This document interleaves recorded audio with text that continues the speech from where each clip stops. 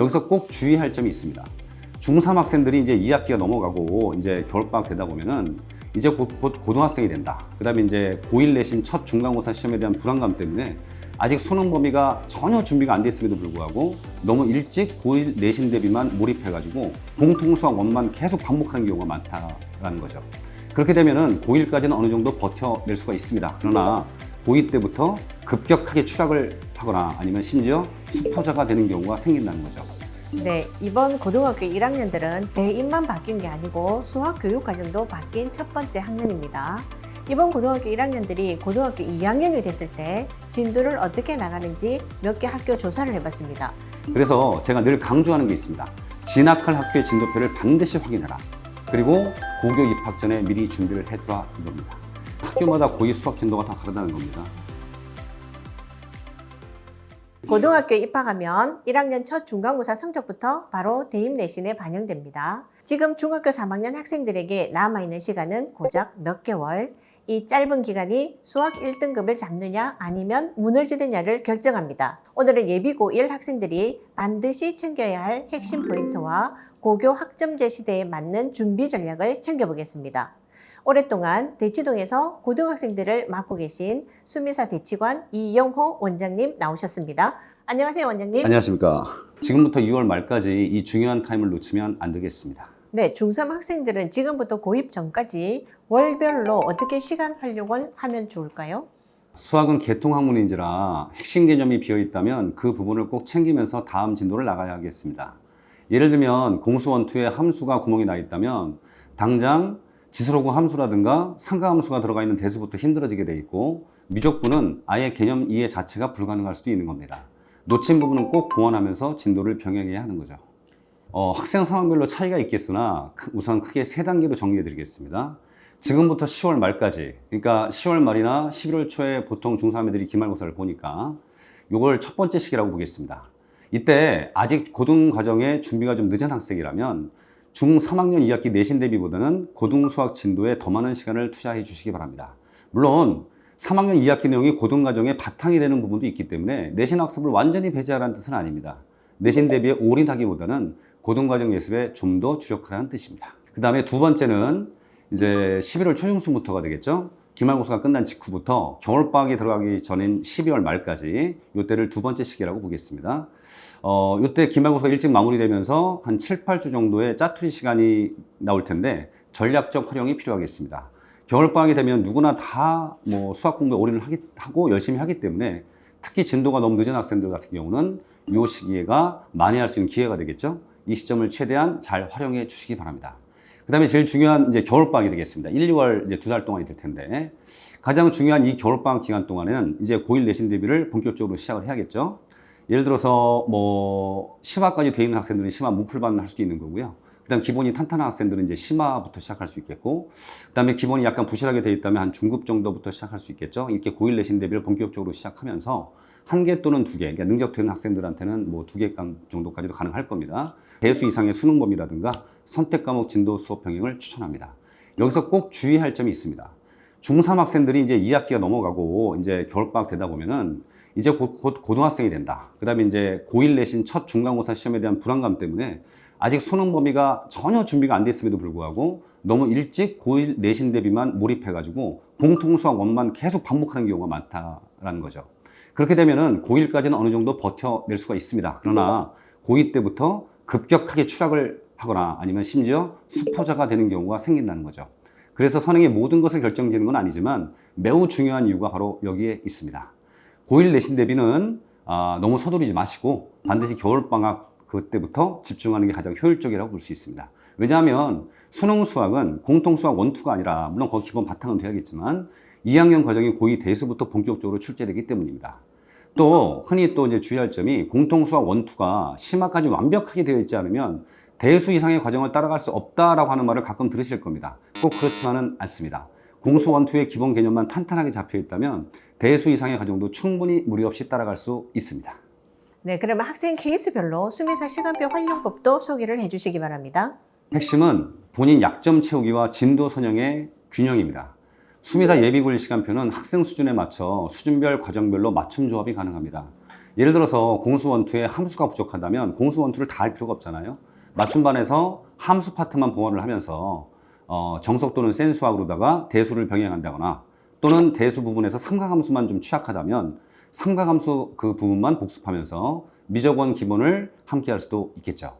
이처럼 공수원투, 대수, 미적원, 확통, 미적분2 상황별로 교재 난이도와 과정을 선택 조합해서 병행 수업을 할 수가 있습니다. 그다음에 진도가 매우 빠른 학생들은 그 횟수를 최소화시켜서 주 1, 2회 개별 클리닉 수업으로 문제풀이와 질문만 할 수도 있겠습니다. 자세한 시간표는 수미사 홈페이지에서 확인이 가능합니다. 고등학교 1학년보다는 고등학교 2학년이 진도도 빠르고 풀어야 되는 책도 많고 내용도 어려워지기 때문에 우리 중3 학생들이 고등학교 입학을 앞둔 시점에 너무 고등학교 1학년 과정만 복습을 하다가는 고등학교 2학년 돼서 힘들어질 수 있다는 얘기로 정리할 수 있겠습니다. 네, 선택 과목 얘기도 해보겠습니다. 미적분2하고 기하가 수능 범위에서는 빠졌지만 왜 여전히 중요한 걸까요? 그리고 학교에서는 언제 배우게 됩니까? 네, 수능에는 빠졌지만 수시와 정시 모두 대입에서는 여전히 핵심 과목입니다. 첫 번째 서울대학교를 말씀드리겠습니다. 장계열 학생들은 사실상 미적분2와 기하를 필수로 권장하고 있습니다. 2028학년도부터 권장 과목이라는 이름으로 통일됐는데 이걸 이수했는지 여부뿐만 아니라 학습의 깊이까지도 평가에 반영합니다. 두 번째 경희대도 발표가 났죠. 핵심 과목과 권장 과목을 따로 나눠가지고 핵심 과목을 안 들으면 감점을 당하고 권장 과목은 들으면 가점을 주는 방식입니다.